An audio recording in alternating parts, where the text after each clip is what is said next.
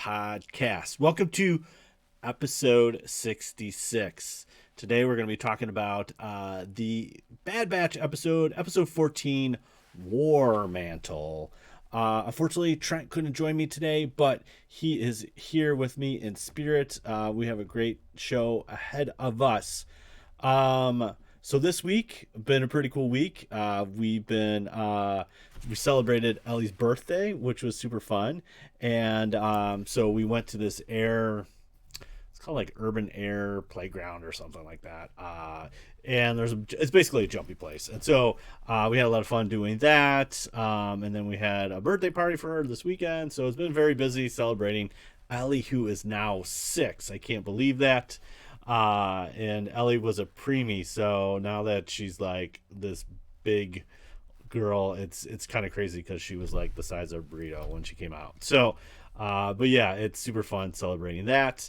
We saw Jungle Cruise, so we didn't go to the theater this time.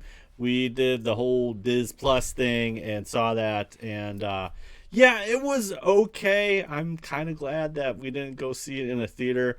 I mean, I love The Rock, and I think he's awesome, but I don't know. It was kind of a little left to be desired. I mean, the kids liked it, so there's that. But they also like Space Jam 2, so there's also that. But yeah, I don't know. It's worth a rental, worth maybe the $30. I don't know about that, but yeah, it was definitely interesting. Not gonna give too many spoilers away, but it's a little. I think it's funny. There's definitely a lot of humor in it, but it's kind of reminds me a little bit of like Pirates of the Caribbean, kind of that kind of humor. And there's a couple twists there here and there. It's a little. I would say it's like a little Indiana Jones, a little pirates, and but yeah, it's pretty cool. I liked the chemistry between all the actors. I thought it was well acted. It just didn't quite deliver for me at the end. I don't know if Trent and I have a rating system, but a 2.5 stars, maybe 3. I don't know. But yeah, so Jungle Cruise, we saw that. Um, and then Trent and I just came back from Trent's official first troop. So we did National Nights Out, which is celebrating police and firemen, and just kind of letting like the townships know, like, hey, this is just the safety, and just kind of celebrating policemen and fire chiefs. So we're able, or firemen, and we were able to do that tonight in a local town called Shorewood. And so we're able to hang out, bring a little 501st fun. So we had quite the characters. We had 2 Jawas, one Trent was one. We had a Tusken Raider, eight AT-AT driver, Darth Vader, a Bosch, a Stormtrooper, which was me, a Darth Maul trooper, and then like a Fem trooper. So yeah, we had quite the motley crew. Oh, and we had Chrysanthemum and a Wookiee and an Imperial officer. So we had quite the crew there. It was a lot of fun. Always great to troop. It was so fun. Trent and I be able to hang out and do our first troop together. We had little problems with the eyeballs with the Jawa. So sometimes like Jawas, well, the way the build is for us is like it's a hockey mask, and then you kind of put the lights in, and they just kind of slide into the mask, but the material was not allowing the eyeballs to hold, and they were popping off. So we had a little technical malfunction, which is always happening when you kind of do your first troop, but we're able to figure out a way to get it working. And but then here's another thing: it was hot out there, and so Trent only lasted a little bit, but he bounced back, and was handing out cards out of costume.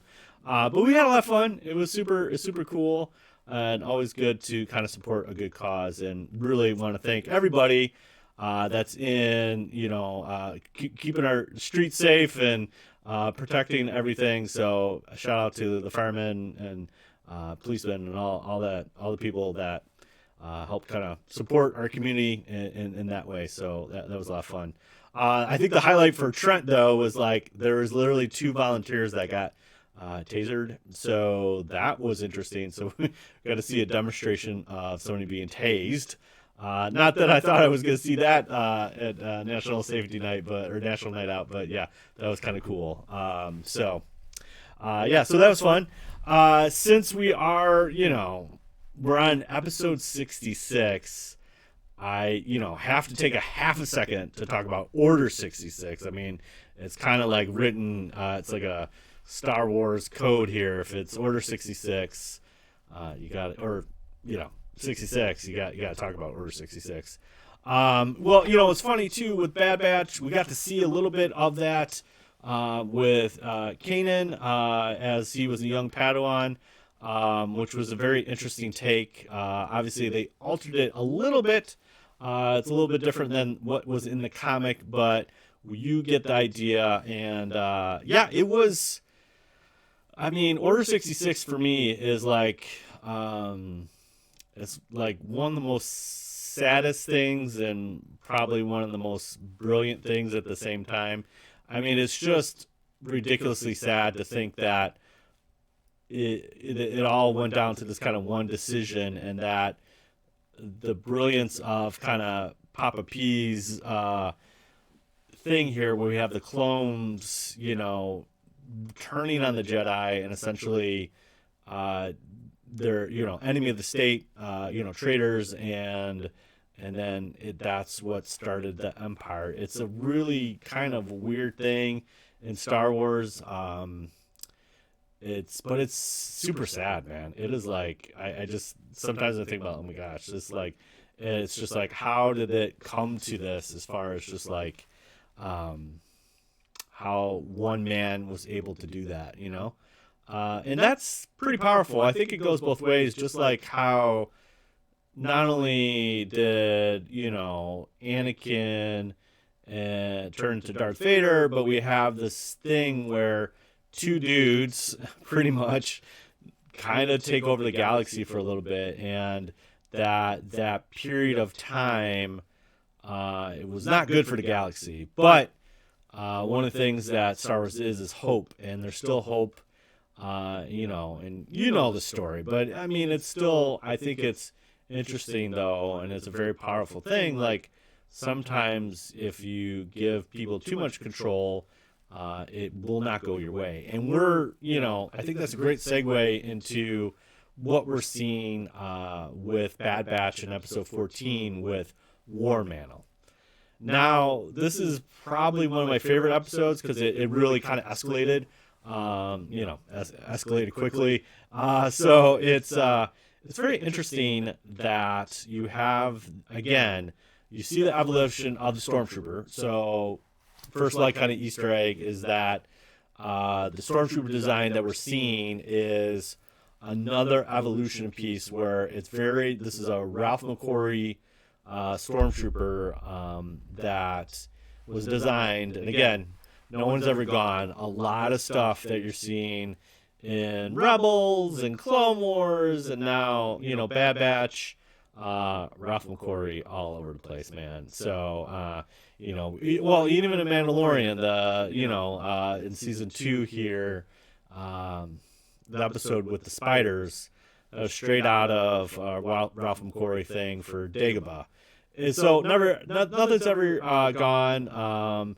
And even the frog, I believe, if I'm not mistaken, is from a Ralph McQuarrie 2, like an alien thing that he did. And there's a frog in there, and now the frog lady and frog guy and all that fun stuff. But yeah, it's super cool to see stuff used again. And so seeing the Stormtrooper design there was cool. The next Easter egg is the Republic Commandos. So if you're not familiar with the Lucas Games,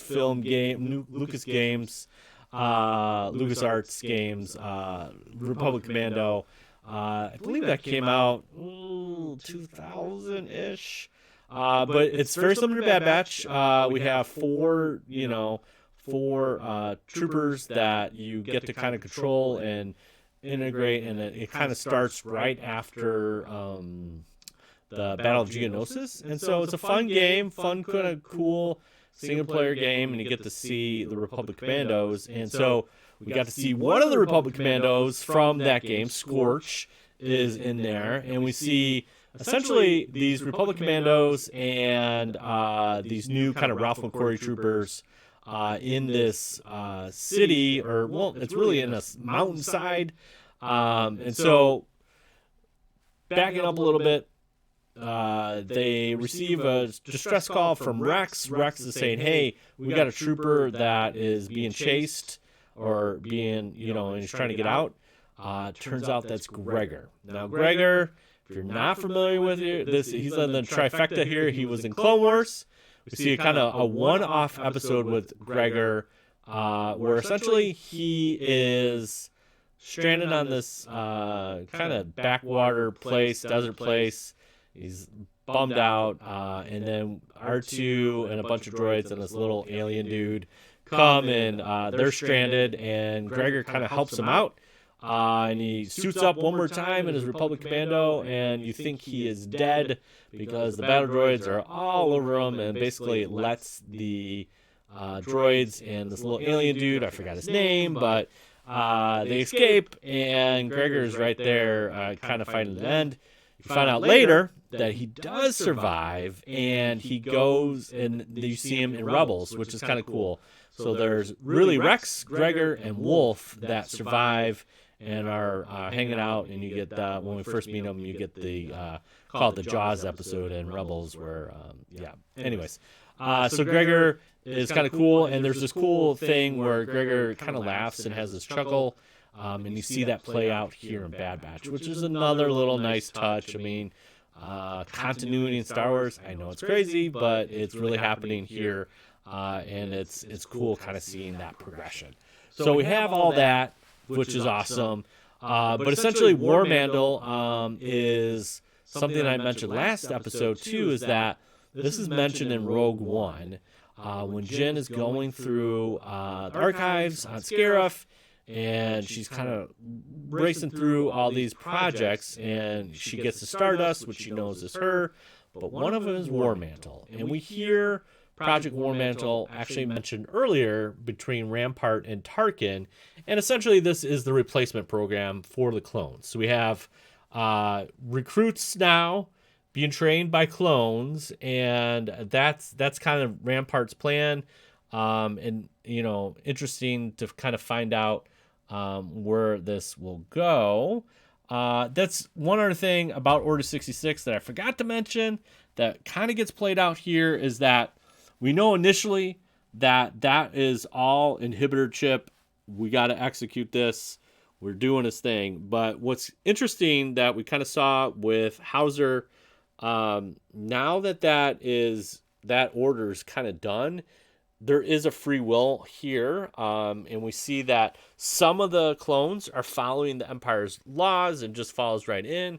But like Hauser, who says, we were just defending these people, and now they're trying to do, or kind of put this these laws in place and restrictions in place, and really kind of rule.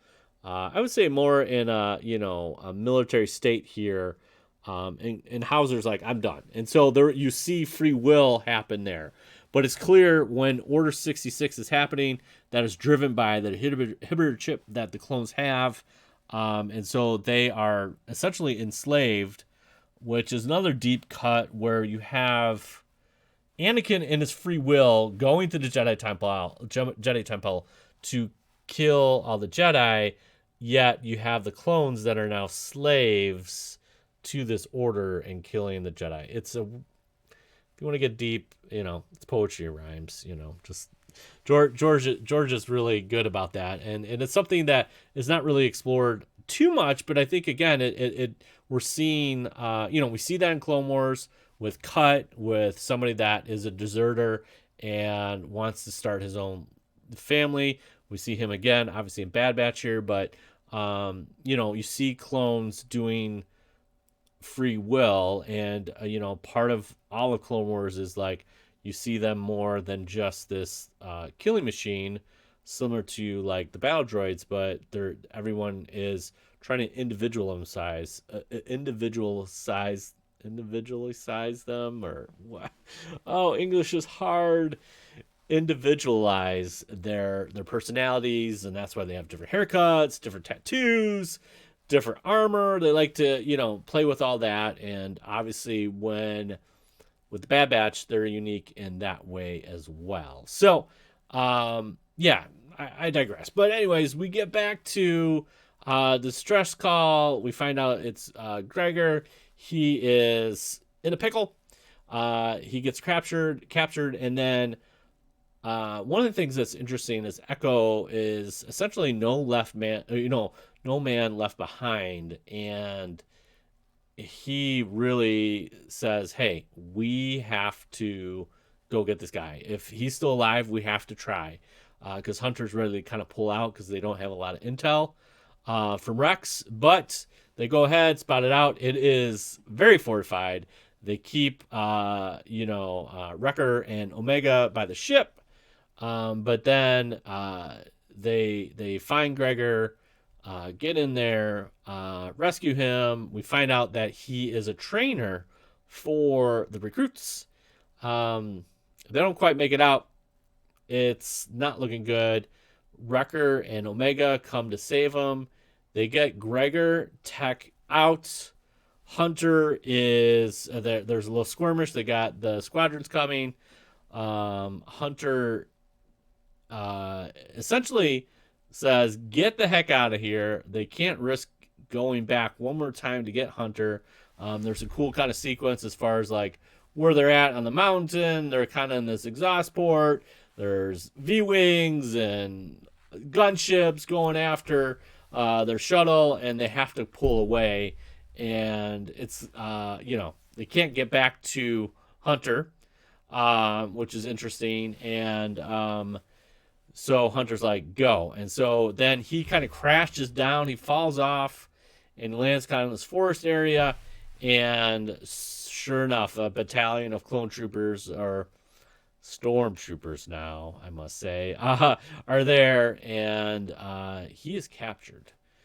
Uh, the way it ends is that Crosshair shows up, and he's like, "I was hoping it was the whole crew, but you will do."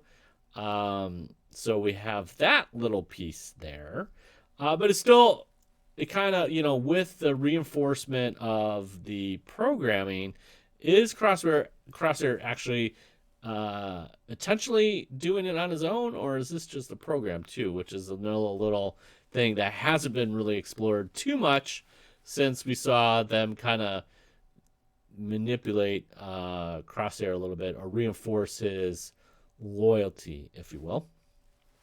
The other little B plot, geez, hard to talk. B plot here is that Rampart is in Camino, and they're kind of they're somewhat kind of like decommissioning Camino, and it's like, okay, we're gonna get these troops out. We're gonna kind of clean up shop. There's a part where they have some young Boba Fett's young clones saying, "Hey, are we gonna still be able to fight?" and all that kind of stuff. And the Camino's like, "Yeah, we're getting off world here, moving some of the stuff." So Lama Su, is that right? Lama Su, the prime minister, he is like, "Okay, we are not really wanted." They canceled our contracts.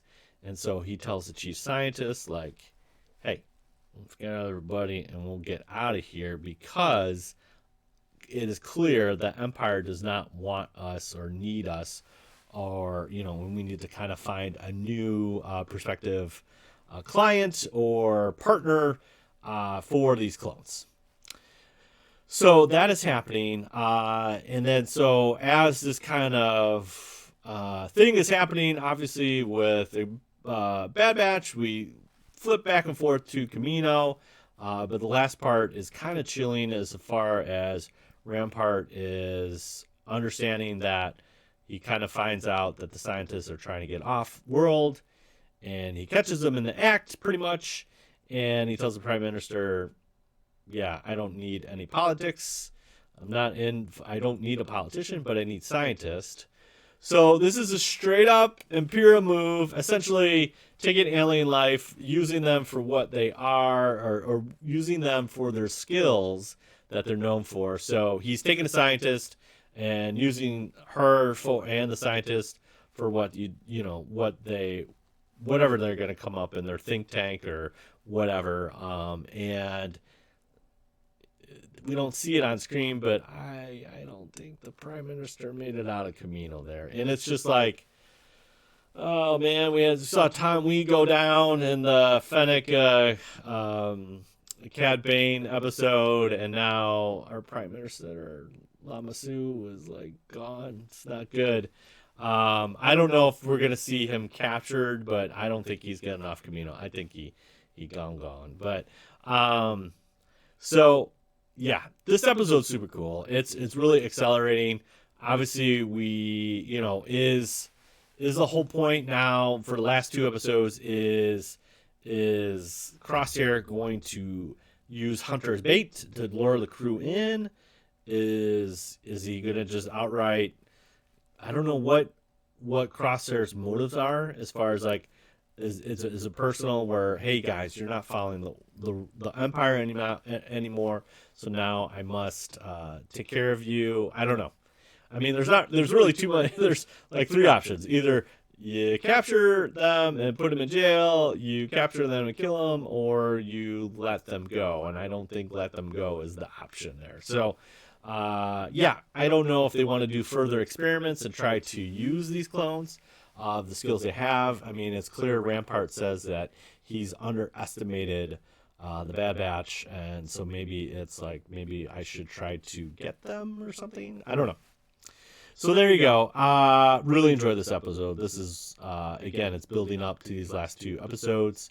Again, we still on the hook as far as I'm guessing it's going to be 2 seasons because there are a lot of loose ends. But again, I think it's getting close. So I don't know if they're going to leave it open ended or they're going to continue this story a little bit, because it's either it's got to finish up real quick in these last 2 episodes, or you have more story to tell and you kind of leave it at a cliffhanger. But there you go. That is episode 14, War Mantle.